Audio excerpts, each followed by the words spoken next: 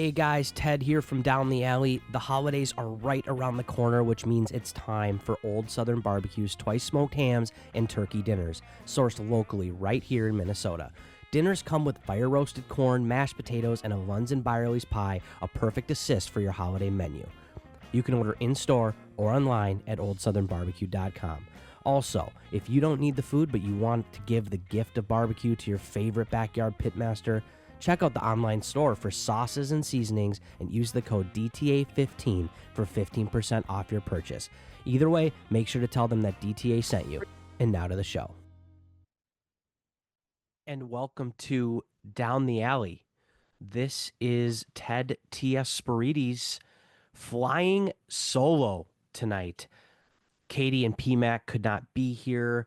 We've had some tight scheduling this week, and no schedules could line up. So I am flying solo tonight. I have a guest that I will be talking to. This was the night that worked. Without further ado, we got our guest coming in. Well, wanted to welcome Jared Nelson to Down the Alley. Jared is the editor-in-chief of Prep Network, for us lacrosse fans and families out and coaches. A lot of us had just been recently introduced to Prep Network because they have launched Prep Lacrosse, their recruiting website, about a year ago now, actually. I feel like it was just about a year ago. I first met Jared when I started writing for them. But Jared, thanks for coming on the show, and excited to kind of dive in more to who you are and what Prep Network is all about. Yeah, thanks so much, Ted. It's a pleasure to be here, and yeah, in the lacrosse world for about a year. Yeah. I guess just for those, who is Jared Nelson? What do you do? Where do you come from? And just kind of, what's your role at Prep Network? Before we dive into more of the details, just a quick overview of who you are. Yeah, I'm Jared. I'm from the Twin Cities originally. I'm from the North Metro, so I was played basketball, baseball, football growing up. In high school, I kind of focused on basketball. I'm from Centennial High School, so go Cougars. And I went to Bethel University, played basketball there, and really got super involved in the high school basketball space, AAU basketball space, and went to Bethel to study journalism, study media. Um, so yeah, love DTA and the work that Ted and you guys are doing here. And so yeah, I currently live in Chanhassen, and doing this thing, trying to make it work. So love Twin Cities high school sports, and sports media too. Sure. That's definitely a passion of mine. Yeah, and you're editor in chief. You manage all of the brands, correct? For Prep Network. Correct. Yeah. So at Prep Network we have 7 brands. So boys basketball, girls basketball, football, volleyball, soccer, softball, and now lacrosse. And so across those brands we have between 300 and 400 writers. And we call it about 150 websites. So lacrosse is a national website, but then we have state-specific websites for a lot of those sports. And yeah, just people covering. We're posting about 3,000 articles a month, and so I don't read all the articles, but we have an editorial team that works with all of our writers. And so yeah, I am very like sport agnostic at this point, working across all of our brands. Yeah, to provide coverage, really like hyper local coverage nationwide. So it's meaning like, we're covering Minnesota and Iowa and Illinois like on a hyper local level, but you do that enough and it turns national. Yeah.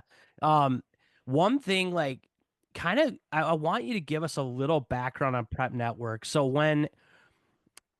again, it was about a year ago you launched the lacrosse outlet, and I had heard of Prep Hoops before Hmm. I knew what that really was, but I had heard it through just social media and things. And when Ty Xanders stepped down from inside lacrosse, that was big news in the lacrosse world. And everybody's kind of like, where's he going? Is he doing his own thing again? It was kind of all this stuff. And, we found like basically obviously ended up starting the lacrosse, branch for you guys. And I didn't even realize that this company was located here in the Twin Cities. So kind of like give us a little bit of a background of what Prep Network is and maybe also like how did it start and kind of where it's gone over the years. Yeah, no, it's that I like to keep it that way. That kind of flying under the radar a little bit. That's a funny story. So no, we've been around since about 2012 is when we got our first start, and our first website, yeah, it was a boys basketball site here in Minnesota. So Ryan James was kind of our first writer here in Minnesota. Ryan is like probably the preeminent Gopher basketball insider. So he's breaking all the scoops on Gopher recruiting. He is by far the subject matter expert for high school boys basketball in Minnesota. So the first site was with him, 12, coming up on 13 years ago now. And just kind of grew from there. And really like from day one, the mission of our coverage, like our philosophy has always been to try to like bridge a gap in information that exists. So if you think about recruiting at the highest level, like kids who are going to go play at Duke in North Carolina, or going to go play football in the SEC, like there is troves of information about those kids. You can, if you want to follow recruiting for those schools, like my goodness, I mean, it's where do you even begin? At Prep Network, essentially, like we realize and we understand like 99.999% of kids are not going to go play at Duke in North Carolina. They're going to play at Augsburg and Gustavus. And so, or they're not even going to play in college at all. And we kind of like have wanted to democratize that a little bit. Wanted to say like, hey, what if we brought this level of coverage that you find in 24/7 and ESPN even? What if we brought that to all players at all levels? And in the like football and basketball, that means covering everyone in sports like girls basketball and volleyball, and soccer and lacrosse. That means just like really, really devoting real resources to covering the high school game, the club game, doing it 12 months of the year. So, um, excuse me, the like evolution has just been one state at a time, one person at a time, one relationship at a time. Spending way too many late nights on Twitter, seeing like who's covering girls basketball in Texas. I wonder if they'd respond to my DM. And so again, yeah, about last summer 23, it was, hey, if we want to take a swing at lacrosse, like who's out there? And the answer is high. I mean, he was pretty quickly, like he's been doing this forever, and kind of hit it off from the start. And I think our mission and our vision really like energized him, and he was kind of looking to shake things up. And fortunately, it's worked out. It's been great. Ty is getting him was a huge piece, but then it again just leads to conversations with guys like you.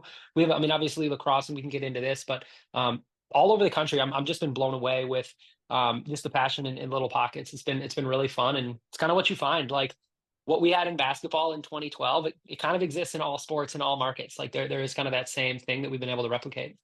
Yeah, no doubt. And like I've been, just it's been really cool to see just since I've been on as, in doing just the Minnesota stuff, but every every couple weeks probably, but we'll just say every month I feel like I'll see an article of a new state. It will be like, all right, now Ohio's in the mix. Now Texas is in the mix. Now what, California. So like it's really cool to see that there's so much passion for high school sports. And I think I think sometimes we forget that a little bit on, there's more high school athletes than any other level of lacrosse or of sports, probably. Like amateur sports is the biggest market. And there's a Mhm. there's a huge fan base for high school athletics because every community has a high school team.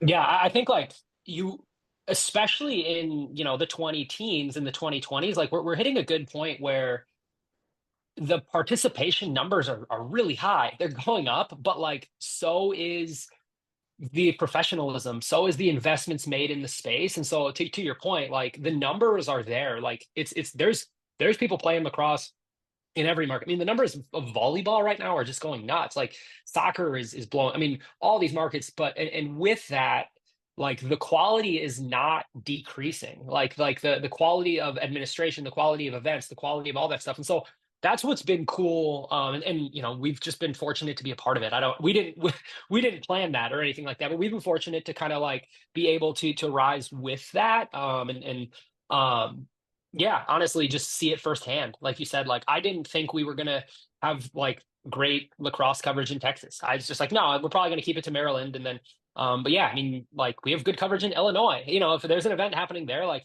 Ted will be there. We'll be able to cover it and highlight it. And so it's pretty cool to see like um, yeah, just if you can find the right people in the right spaces, like we'll cover it. That's us being very, very inclusive with what we'll cover. And you find like there's an appetite for it. Yeah, and just from like my little time as a college coach, and I work in club lacrosse too, in kind of the AAU circuit, for lack of better terminology. Um, it's hard for college coaches to go to an event and watch and see everybody. You know, there you can only put your own two eyes on one field at a time. And a lot of these tournaments and showcases and things have multiple fields going. And so I think it's cool that, you know, again, at least on the lacrosse side, I haven't dug in super to the other brands, but it sounds like it's the same philosophy of, you know, I don't care if this person is a Division III athlete, but if they have great skills, let's write about them. Maybe they aren't 6'4", 220, you know, ripping crank shots down the alley, but if they're a good player, let's write about them, because Division III coaches need to find players too. And I've always told a lot of my players that play for us that, like, there's a lot of opportunity to play college athletics if you have an open mind about what level you play at and what school you might go to. But I think I just love what Prep Network does of kind of saying, we don't need to necessarily just have the 5 stars getting written about. Like, anyone at any event that does well, maybe it's the one event that they played their greatest they've ever played. Then great, let's write about them.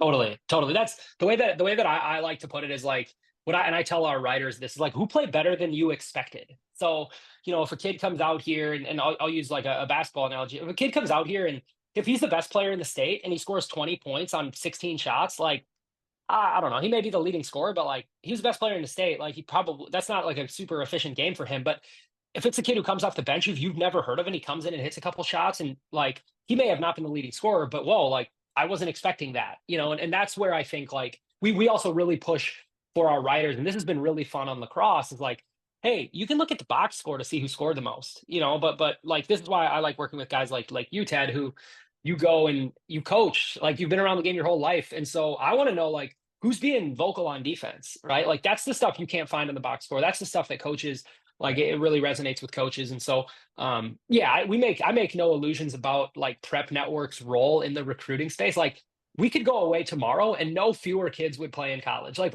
we're not like guaranteeing scholarships or anything like that, but we are exactly like you said, like we can be an intermediary for information where, if Ted's out at club tournaments all season, like you may write about the same kid 2 or 3 times, and a coach may be like, man, I'm seeing this kid's name pop up everywhere. Or you obviously have college coach relationships that you can, brush shoulders with people. And so just being in the mix like that, man, it's a ton of fun. I know like that's why we do this. It's a blast.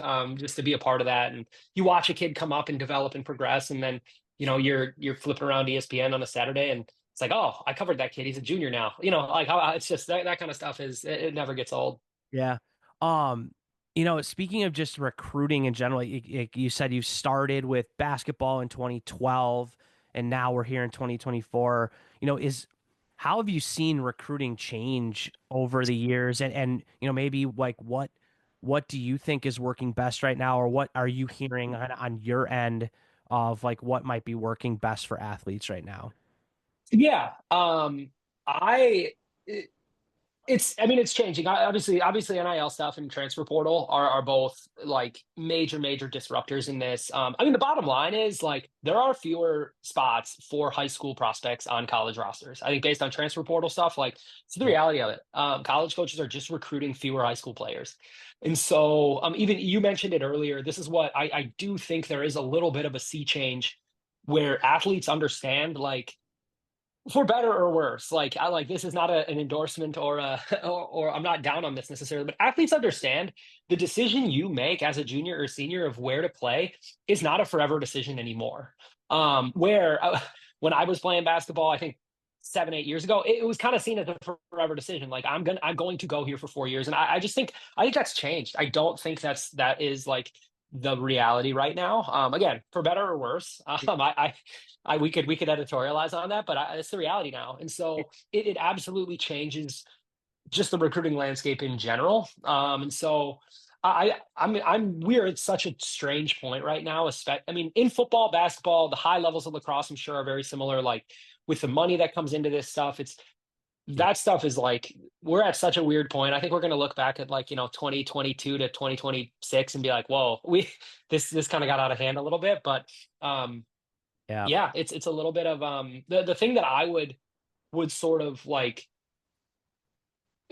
push to the center as something that has changed like really for the good is I really think there's a better understanding for athletes of like feeling empowered in the process. So I mean the companies like NCSA, even at Prep Network, we try to do a lot of recruiting education, where we're not like consultants necessarily, but just like we have resources that athletes can sign up for and just get like, how do I navigate the recruiting process? And so much of those resources come down to the fact that like you even said it earlier in this conversation, like, hey, if you are interested in school X, Y, or Z, reach out to them. Like if you want to go play high academic lacrosse at a school and hey, that school seems nice. If you got tape, if you got a club coach, if you send that, like that's something that I do think has changed in the last decade. I think there's more of an understanding of athletes feeling like I'm not going to wait for schools to come to me. But hey, like I'm going to go and be an activator in that. And so that's been really positive. I think that's been for the better.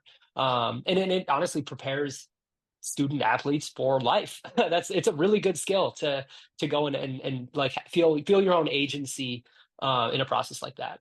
Yeah, no, I love that because I know that's something we specifically tell our families and players when we do our recruiting advisement is like you're owning your process. You're a salesperson and marketing you like that. And sure, there is an aspect of like you have to be good enough to play at a certain level, and there has to be a fit on both sides. But if you don't, if you don't go out there and send your tape and send your interest and try to at least have a conversation with a coach, then like somebody is going to be doing that, and they're not gonna most coaches aren't going to have enough time or energy to say like, all right, no, I got to wait for this other kid that I potentially have on my board unless they're so far and away high on that board. Um, so I think having information and getting out there and putting your name out there is super important if you want to play college athletics in general. Hmm. And I know you mentioned about the transfer portal too. That's interesting. A couple guys that went on to play college lacrosse. So they might be juniors or seniors now. When they this would have been like 2022 or 2023 time frame. They got to campus, and a lot of their teammates were saying, "This is a 2 year deal for me at Division 2 or Division 3, and then I'm gonna make a push here to try to hop on a D1 roster with a hey, I produced at a Division 2 school. I'm ready to play Division 1 now." Um, whether that's academically or on the field. So that is real in lacrosse, and it probably happens less in lacrosse than in in like kind of the major sports. So like even more so in like I've seen 15 articles just today about transfer portals open for college football. Like, Hmm. every team is dealing with it. So it's a wild time. Um, go ahead. I know I would just to kind of to your earlier just like point about like kind of what's changed. The other thing that like I really think about again like an organization like Down the Alley or the clubs that you're involved with, Ted, like I think they're as in the last decade, I think like there's been a little bit of a separation from of like the wheat from the chaff in terms of legitimacy. And I would tell players this is like use your gut in terms of who are you going to like use as a resource. Where hey, if you want to play in college lacrosse and you may not even play for a player may not even play for you, but I bet if they shot you an email or were able to connect with you, like Yeah. they're able to just like sort of evaluate some of those characters, some of those people. Like it's just a little bit easier now, frankly, with social media, with the accessibility of a lot of programs, a lot of people. I would really encourage players to educate themselves just with people like you, with people like their club coach, their high school coach. Ultimately, like I definitely view myself on the same team as a club coach, as a high school coach, of saying like we want to give kids a good experience while they're playing high school athletics, and we want to give an opportunity to play at the next level. And so that's the another thing that I think has changed is as this stuff has grown, I mean, I hear you talk about this stuff, Ted, and I'm like, oh, you get it. Like it makes sense to you. And Mhm. I hope that athletes feel like they have exposure to people like you, people in their life, whether it's coaches, whether it's parents, whether it's friends' parents who have kind of been through it, who kind of know like, all right, this is how it goes. Because it is a scary, it's big decision, and there's a lot of kids care about this stuff. And so that's another thing. I just hearing you talk about it and the experience you have with players and being a coach and being a club coach, it's like, man, like I think it's a little bit harder to tell who was legit 10 years ago. Yeah, yeah, no doubt.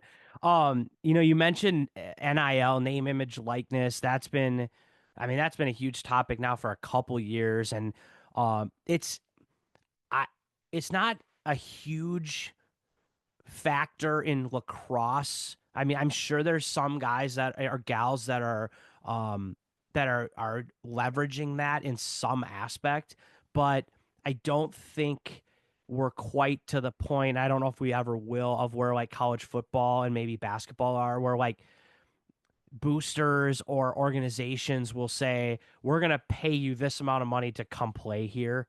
We're just not high enough on the radar yet to do that. And maybe someday, I don't know. But what are your thoughts on NIL? And I'm sure again, that's a factor in when you're working with high school kids that want to play in college, and now you could potentially get paid. I mean, even having $10,000 in your bank account as a high school senior is a lot. Now we're talking 10 millions and 15. Yeah, I mean, that it's crazy to think that changes things on the recruiting landscape. totally. Totally. Man, so like I would start this conversation with any prospect. If a kid is in eighth grade, ninth grade, 10th grade, 11th grade, I would just say like, do not worry about it. Like that would be like my number one thing when you are in high school. I personally like for how the number of athletes for which NIL is relevant while they're still in high school is so small. Like I think like that I'm kind of with you. I don't quite know. It's because it's not super public. You don't really know what high school kids are getting. If like I think if a high school athlete is like concerned with that or like pursuing that, like I think their eye is on the wrong ball. I like worry about getting better, worry about keeping your grades up, have fun, like be a high school athlete. It's so much fun to play high school and club sports. I think like if you're really trying to pursue that stuff in high school, like you're probably going to be you're making a mistake is what I would say. Are there kids at the top levels who, you know, drive a sick car? Yeah, yeah, there are. Like they're out there. I would rather like be wrong about those kids and just like tell all the other like the other 99.99% have a blast in high school sports. These are like amazing memories. Just like yeah, try not to think about if something falls in your lap. If a local restaurant, if Old Southern wants to, throw you on a commercial, take it. That's awesome. That's really really cool. But I would say like the less time you can spend on that, the better. As it gets into college, it's man, I've been some of the stories I've heard, some of the numbers I've heard. It's like it's basically like we don't even need the transfer portal anymore because you can just make NIL offers to kids while they're still on rosters of other schools. We're talking hundreds of thousands of dollars. My like current thing I'm fascinated with is thinking about the kids who like the Minnesota Gopher, like a Gopher starting quarterback 5 years ago, like Adam Weber or Mitch Leitner, someone like that, like they missed out on $1 million, and like I just think about that, like what a big change where like, Brosner now is getting $1 million. And it's like it's just I think about like what a crazy overnight change that we just experienced. It's absolutely not done changing, but yeah, my experience in high school sports to sum it up is it's not really trickling down in the way that it is relevant for really any kids. And so I would say like, as you get to a recruitable level, Division One, I mean, it's Division One, and especially high major Division One is there real money being thrown around. Like as you get into that, that's when it's really important to have someone in your camp, Ted, for example, or a club coach or a high school coach who's kind of been around a little bit, to help evaluate those opportunities. Because um, man, I am Yeah. it's the Wild West out there.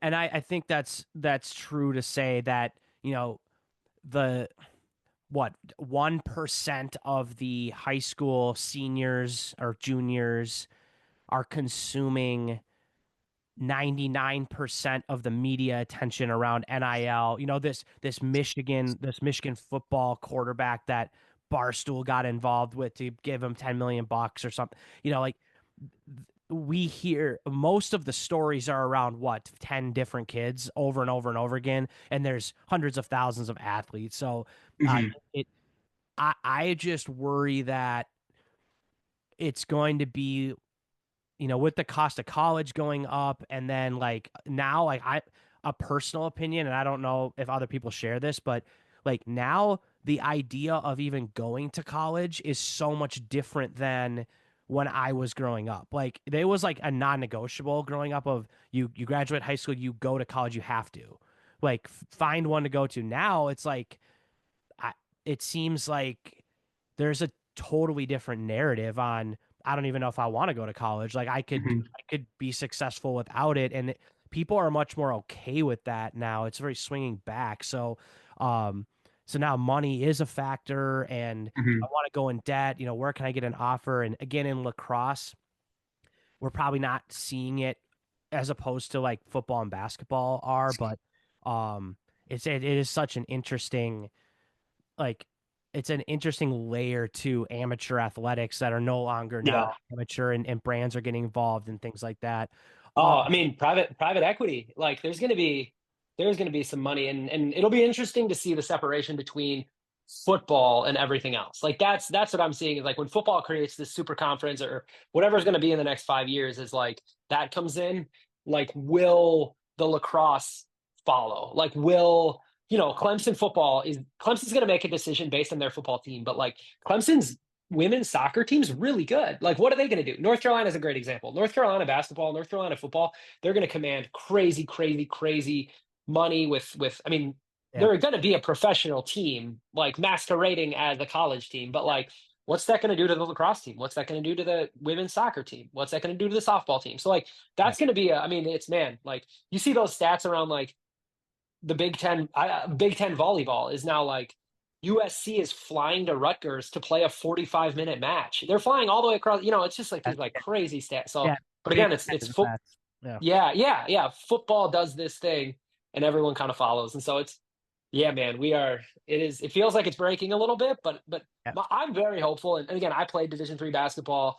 That's. I mean, Prep Network started in Minnesota largely as a result of the fact that we have an incredible small college sports here. Yeah. Very, very good small college sports here.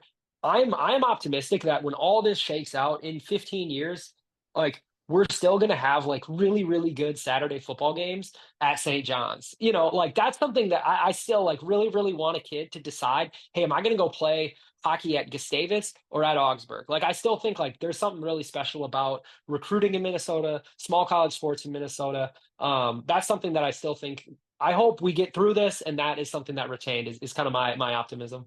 And that's a very interesting comment because I would love for my ex schools to bring Division III lacrosse, like to adopt lacrosse as a funded sport.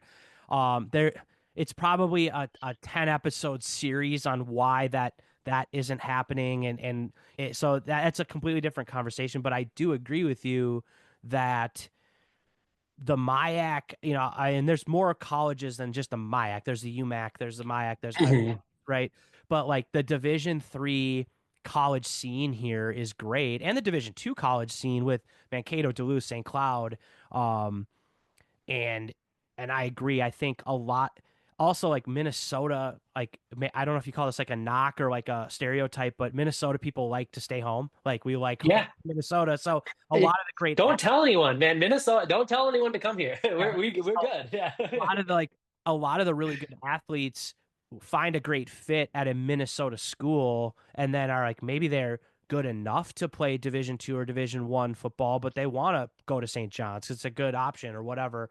And so no, I think those are all huge, and um yeah, it'll be interesting on how NIL impacts, all the other sports. I know with lacrosse, we're seeing like roster maximums and stuff are happening now Mm. at the college level. So that is impacting like how much, like I think you mentioned it earlier, how many players coach is going to bring in out of high school because they have roster maximums, so then they have to kind of gamble on like, do I leave two spots open for transfer portal guys? Hmm.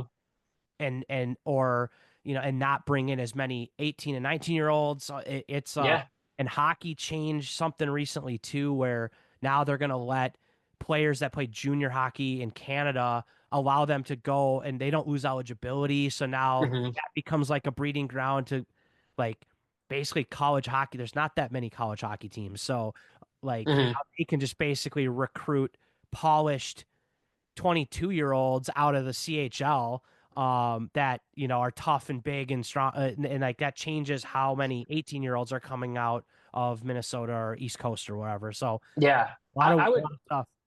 no, two things I would tell a prospect, like again, how sport is changing or how this whole process has changed is two things. I would tell any prospect, any like if you're interested in playing lacrosse in at the college level, and you're just like, you know what, I may want to stay home, email the coach at. I mean, again, all my schools with club programs, like email the coach at Hamlin, email the coach at Bethel, go watch a practice, like see what those kids are like. They're big guys, Yeah, I think that's something like I always encourage, and like yeah, you go and you see how like if you want to play football in college, you like go to a Bethel football practice, like see how big those guys are. Like they'll let you go in the weight room. You watch these kids lift, see what they're eating, and that's something that I do think is like is good for athletes to see of like, hey, like what do these levels look like?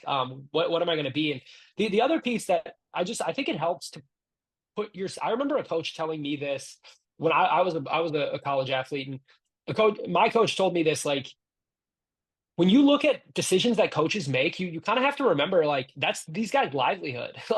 Like there is zero job security in college coaching, especially if you're at scholarship level, Division two, Division three. They're making decisions for their own security. So if you could recruit a 21-year-old who's played 2 years at Division two, or a 17-year-old who may take a couple years to like fill out, it's an easy decision. You're going to get the polished kid. So like that's something I think like that quote has been in my head a lot as I've kind of like been in this world of like, oh man, like, well, why is that coach not offering this kid? It's like, well, if he thought that kid was going to save his job, he would have offered that kid, And so like you just think about like I think you can like get wrapped up in feeling like something's owed to you as a high school player, but hey, like this college coach has a family, has a salary, like wants to save kind of save their tail. So making sure I think that's something that I'm like, oh well, yeah, they're gonna go just pick kids out of JUCO or pick kids out of Division two and makes sense. yeah, no, for sure. Um, yeah, I think like I said, I think all of this like NIL and just recruiting philosophy could probably be a series of conversations, but I do want to talk a little bit about Prep Lacrosse. It's your newest brand. It's been going well. Like I've seen, just from the outside, I've seen new writers kind of every month coming out, a lot of coverage from different states. Um, kind of just give us a breakdown of how that's going and maybe where you see it going and how it maybe differs or is Yeah. similar to the other things that you guys do. Yeah, yeah. No, I'll start with that. How it's similar and how it's different. How it's different. We so I'll use like boys basketball, girls basketball, and football. We have state specific websites. So we have about 40 websites, like Iowa, Minnesota, Wisconsin, Texas, California, Florida, for those three brands. Just kind of figuring like there's a market for Georgia high school football, like in and of itself. And we can kind of replicate that, 40 to 45 times across the country. In lacrosse, it is a little bit more of a gamble. I don't know how many individual markets could sustain itself, both from like an administrative standpoint, like how many high school athletes are there, how many events are there, how many writers are there, how many people, in Utah can rank players in Utah, can go to events in Utah, can write about Utah. So we've gone with a national approach in lacrosse. And honestly, like we talked about, kind of been blown away with I mean, we've had really good coverage in Ohio. I know you cited that one. Just like kind of not expecting that. I was thinking it was all going to be Maryland, Philly, Jersey, New York, Virginia, but being able to have branched out a little bit more has been awesome. We're still extremely strong. Ty is like very, very immersed in the Baltimore scene. And so fortunately, like the players come to him. That's another like really like advantage thing is he doesn't have to go far to see the top events, to see the top teams and top players. But again, just with the like core philosophy of Prep Network being what it is, like if someone reaches out to me in Colorado and wants to write, like let's do it. Let's cover Colorado. We've had pretty good California coverage Yeah. as well. It's been a cool highlight as well. So it's gone great. I would say like I have been people told me, Ted, I remember a conversation with you telling me and Ty telling me like you're gonna have to earn people's trust. But once you do, or like the lacrosse community is rabid. Like they are in. And I have seen that to a T. There are very, very few articles we publish that like completely flop. People are interested. Like people are interested. People are they care. Yeah, from covering the top 20 kids in the country to covering a random showcase event in Ohio. Like it's like Yeah. all of it, people are like, wow, I want to, be in a part of it. So that is different than other sports. Yeah, girls basketball, volleyball, sometimes it can be hard to just like get traction and feel like, we may publish 30 articles a month in a site and it's like, like people just aren't really like latching onto this. That has not been the case for lacrosse. I have kind of been blown away at just the buy-in and the engagement from the community. And it's been a year, so and we've been consistent, but like it's only been a year still. We're still feeling like we're in our infancy. Yeah, and I will say, and this isn't a knock on other media publications at all, but I've always felt like so I've been kind of in the club, I don't know, scene now for roughly 10 years, give or take. And it always kind of felt like wherever Ty was, that was the place where the recruiting write-ups were happening. So if he was doing his own thing, that's where it was. If it was inside lacrosse, that's where it was. Now it's Prep Network. And because he's been really a catalyst for that. But that also like the downside there is that like it kind of felt like it was like kind of relying on one person and he can only do so much. He's great at what he Yeah. does. But comparing it to other sports where there's 15 different media outlets that just talk about high school recruiting. I think there is a hunger from the lacrosse community to say like our athletes put in the time and effort to be great at what they do too. We know we're not as big. We're not and like we know we're not going to be number one on everybody's radar, but like we do want people to care. And I've seen it just with this podcast too, is like, we had, three talking heads here just talking about Minnesota lacrosse, and people do want to know like what's going on, or they want to hear their name called.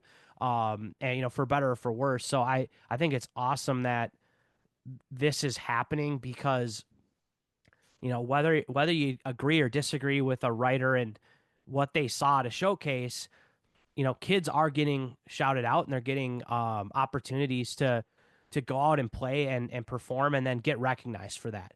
Hmm. That's the one thing that I've loved about writing for Prep Lacrosse is getting a message from a kid saying thank you after. And a lot of times I know who they are. I'm acquainted with them, but sometimes I've never met them and they say thanks for saying that about me. Like I really appreciate it. And it's like cool. Like that person noticed that I took the time to say they had a great left hand or what, you know what I mean? So it's like, Yeah, um, it's cool to start to celebrate the wins in lacrosse because like we have this thing in the lacrosse community where it's a very small community and we all bicker at each other about everything all the time. But it's like, why do we waste our energy doing that and fight with each other when we should be just celebrating all the great players that are playing? So totally. it's been really cool to see, and I'm glad to hear that like on the back end, kind of on the business side of things, like it's working and it's going well and it's growing because I Yeah, want to see it get bigger and better and have every state have tons of coverage. totally. Man, I mean, amen. Amen to all that. One of my favorite things, and what you just articulated of like, you just tell a kid he has a good left hand and you put that online, like that makes the kid's day. And we could talk about recruiting all we want. Like that right there is why Prep Network exists. Like we want to create positive impact for athletes, but positive memories. And so all that stuff is incredible. But I also take so much pride in it and have so much joy from, taking a kid. Isaac Urquhart is our Ohio writer. Like we give him a platform. He finds like a little bit of a following, a little bit of juice from getting out there covering stuff. I mean, if you weren't so damn busy, Ted, like I'd have you sending out. We'd be putting money in your pocket all the time. Like I love being able to provide people with a platform to, yeah, to do your thing, to like lean into your passion, to grow the game, like be a part of the community in that way. Create a little bit of controversy. Say, hey, I actually think this kid coming up, I think he's the one. You know, like I Yeah, just like that kind of stuff. It's good for the game. You know, I really, really like believe that like wholeheartedly. And so I absolutely would love to. I mean, it was probably last winter you connected me with a kid from Minnesota. I yep, think he was out in Denver. Like a yeah, young kid who loves lacrosse, goes to events. Like let's have him right. You know, he knows the game. He can grow. Like I take so much joy in being able to like grow the game in that way. Just one person at a time, one article at a time, one evaluation at a time. It's um, yeah. I don't. We're not the New York Times. We're not this like stuffy journalism entity trying to like break yeah, controversial stories, man. We're trying to grow the game. We're trying to create positive impact for as many athletes as possible. yeah. No, that's awesome. Kind of like functionally, how are college coaches best using the site, and then like how does that integrate with how families and players would use the site? Like kind of from a perspective of like, all right, we got a kid or a family that listens to this episode, and now they're like, I want to go on and create a profile. Kind of give us just the high level, usage and how it all works. Yeah. So how would I, the great, that's a great question. I wish people would start there. That's a great question. So kids can create their profile for free. So hop on the site, create a profile, put your picture up there, put your contact information put in there. And again, that's on the back end. Like that's not public information, but a college coach that registers on our site, they verify they're a college coach, then they can have access to that. Any article that the kid is in will then show up on that profile. So it becomes a little bit of a recruiting profile for them. They can use that. This is totally free, by the way. So they can come create that, use that, build that. Again, own that thing. And that becomes then a little bit of like a something that they can send to colleges too, of saying, like, hey, here's my information, here's my stats, here's my huddle, here's my, if you have highlights on YouTube, they can send that out. Again, totally free of charge. If you subscribe, then you can see all of our rankings, all of our coverage. Let's create a coupon. Let's do a 50% off down the alley 50. Let's do down. Yeah, I'll create that. Let me make a note. We'll do yeah, that tomorrow. And DTA 50. Yeah. All right. Yeah, we can do that. yeah, yeah, we'll make sure that's in the show notes. But that's awesome. So subscribe again. Yeah, read all the content. Again, like we are a media company. Like it's so that's something that I think like I feel a little bit sometimes of tension of like, okay, well, if Ted's at an event, if Ty is at an event, I don't tell Ty who to cover. I don't say you have to cover this kid because he subscribes. Yeah. You've covered events for me. I never tell you like, hey, remember this club? They've been good to us. Let's cover them. No, I want to know you as an evaluator. Like, who are you seeing? Who's impressing you? And so there isn't like we try to keep those separate. Where our writers don't have incentives to cover kids who subscribe or don't subscribe or anything like that. But you subscribe, you get to read about yourself, you read about your friends, you read the rankings, things like that. And so, um, yeah, that's kind of like that piece of it. We do have an upsell, an enhanced subscription that has more recruiting resources in it. So we call it Okay. Prep Lacrosse Plus. Yeah, all the stuff that we were talking about, Ted. The like we call a recruiting newsletter. It's like how to choose a club team. What should I be doing spring of my sophomore year in order to like boost my exposure? Like just questions like that for families going through it for the first time. Can be a pretty good resource. And there's a lot of college resources on there as well. So that's a good aspect. And then the other side of the coin, how colleges are using it. We like try to remove all barriers of entry to colleges. We want colleges on there as much as possible. We send out free codes to colleges all the time. Get on the site, come find players. Again, um, it can be tough. You've been on college staff before, like sometimes it's tough to get in those inboxes. Sometimes it's tough to like colleges have their relationships, they have their people. So it's not like a guarantee by any means, but we really are like want to just put this stuff in the college coach's hand. I again, like I said, I make no illusions about no college is going to offer a kid just because they saw his name on our site.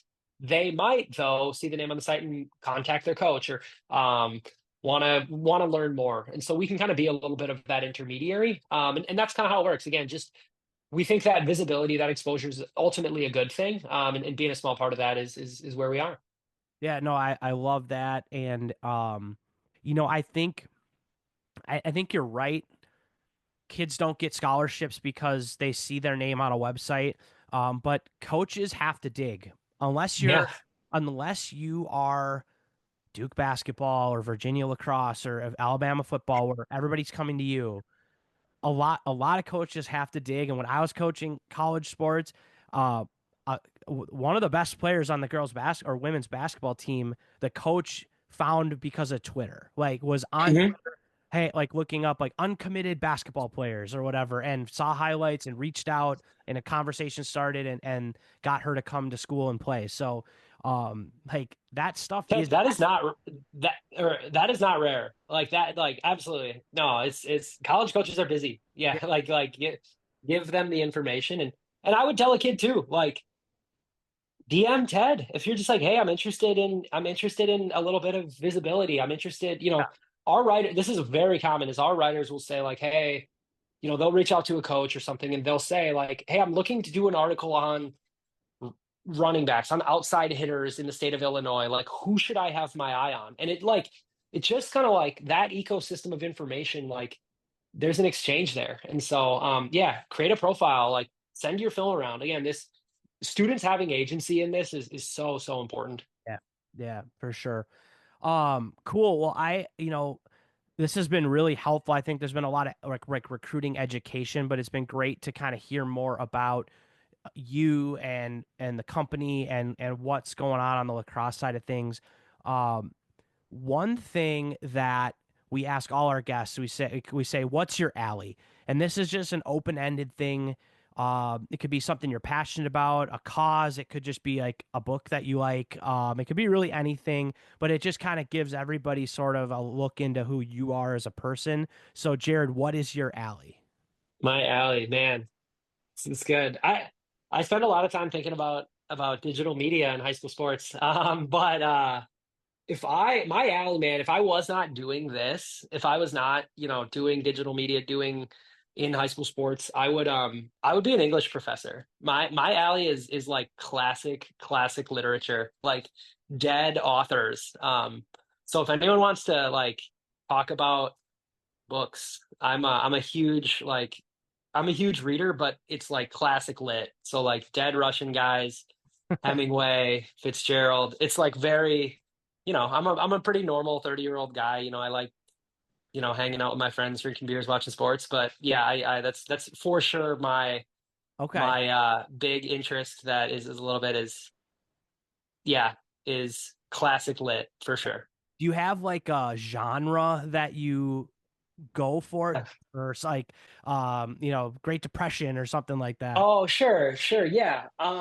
That's really good. It's totally like the older the better. I like no, that's not true. I would say um from like 1990 to 1920 is like the sweet spot. So Okay. like in the United States specifically, you're gonna get me going here. So the interwar period between World War I and World War II, you've got Fitzgerald and you've got Hemingway who like lived in Europe with all these writers and like was just a bleak time in history. Like World War One just happened, and the writing that came out of that was like unbelievable. And then World War Two happens, and you've got like that's where you've got Catch 22 with Joseph Heller. You've got Kurt Vonnegut. You've got this like incredible literature around like what is life now after we dropped atomic bombs. It's just like an incredible like Yeah. human experience introspection. So that period is really good. And then as you get into the later 20th century, um, it just becomes a little bit like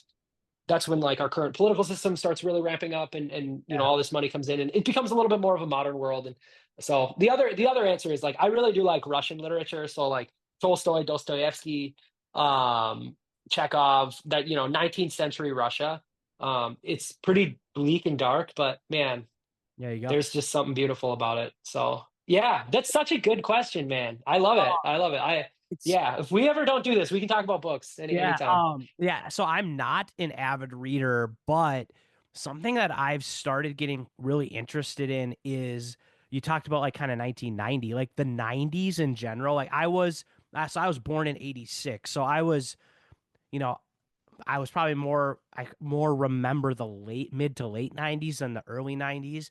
But now the 90s are considered like history, which like makes Yeah. feel like getting older, right? But like people are romanticizing and looking back at the 90s and trying to like compare and contrast a little bit. And I've been fascinated about like what because I lived in it, but I didn't really live in it as an adult. So I it's kind of like hearing that perspective being like that's what it was like you had to go to an office 5 days a week and you didn't have a computer at your desk and like hearing my dad and mom tell stories about like what work was like in like Hmm. 91, like the last Yeah.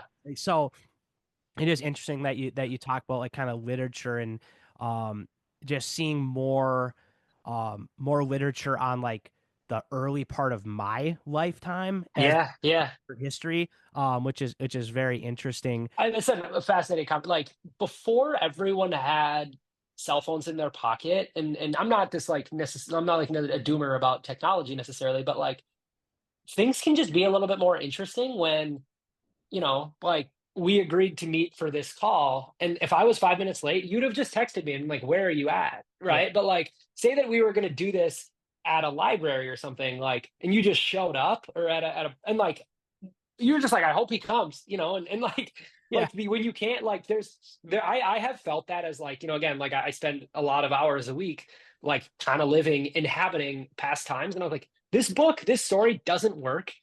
These people would have just called each other, right? Like if yeah, the like if you've seen the show Stranger Things, where those kids on Netflix, like if that happened now, those kids would just have pulled out their phones and been like, "Look at this," We're like, it doesn't work now. Like, yeah, so I think about that all the time, like just how we videotape everything, and you always know where people are. You never can get lost anymore. So like, yeah. anyway, it's kind of Oh, a it's funny crazy. thing. Yeah, I think like I said, I really appreciate you coming on and kind of talking about just the whole brand, but what's happening in lacrosse. Preplacrosse.com for finding a profile or to create a profile to see the site. We'll get that coupon DTA 50 if you want to do that. Any other places they should be following like should they be following Prep Lacrosse on Insta and Twitter, right? Yeah, yeah. Follow us on Twitter at Prep Lacrosse and on Twitter and Instagram. Follow Ty, follow Ted. Again, like we really like Prep Lacrosse is cool and great, but again, like so is Ted, so is Ty. Like I definitely we try not to I don't want to, turn Ty into Prep Lacrosse. Like I want Ty to be Ty, I want Ted to be Ted. And so yeah, that's you guys have I want you to be you and have your kind of like stuff. But yeah, follow us on all the socials and reach out again, like be an agent in your own success. Like, that's something that's pretty cool. And yeah, hey, if you're interested in media, shoot me an email, Jared at Prep Network. There you go. If you wanna cover sports, man, I'm so passionate about giving kids opportunities. I tell people all the time, like what you're doing at down the alley is no different than what Bill Simmons is doing at the Ringer. There's no entry level job in journalism. Like you're either doing it or you're not. And I just think it's so cool when that we at Prep Network can be a platform for people. I think what you're doing is incredible. And so I would just encourage any student athlete listening, like learn from this, man. Is There's something really cool happening in the lacrosse community. It's a little bit of a chip on the shoulder of the up and comer, and that's inspiring to me. So keep up the great work, the lacrosse community. It's a ton of fun. Yeah. Well, thank you. I appreciate the time. I'm sure we'll be talking soon. Thanks, Ted. All right. Have a good one. And there you have it. Jared Nelson from Prep Network, editor in chief. Great conversation with Jared. I really like working with him. I love writing for Prep Lacrosse. They do such a great job there and kind of have a cool perspective around recruiting. And I hope that the platform keeps growing for them so that they can continue to invest more money in it. And resources just to continue to grow it. And I know that they want more writers. So, like he said at the end, if you're interested in digital media, you want to write, you want to cover, you want to work events. They don't do any events for lacrosse yet. It might come in the future, but for basketball or volleyball or whatever, definitely reach out. I think they can only grow as much as the resources they have, like boots on the ground, right? Like people need to be there watching and covering and filming and running events and all those things. So definitely reach out to them if you are interested. Um, remember to check out Old Southern Barbecue. Get your Christmas hams or turkeys. That's going to be coming up, obviously, here in a few weeks. So you want to get those orders in. Make sure to tell them that DTA sent you. We would appreciate it. They would appreciate it. And, they also, don't forget 4 metro locations. You can go in and just get barbecue. You don't have to buy a turkey. Or you got a work event, a holiday party coming up. You can also contact Amy in their catering department. She does a great job. We'll get you taken care of and figure out, what kind of quantities and things that you need, packages that you need to feed your staff or your company, or maybe you're hosting some clients over the holidays. Definitely reach out to them. Again, tell them DTA sent you, and I think I think we'll wrap it up there. We'll catch you on the flip side. Thank you for listening. Thank you for being part of DTA Nation. And we will keep rolling on as we get closer to the high school lacrosse season. Have a good night.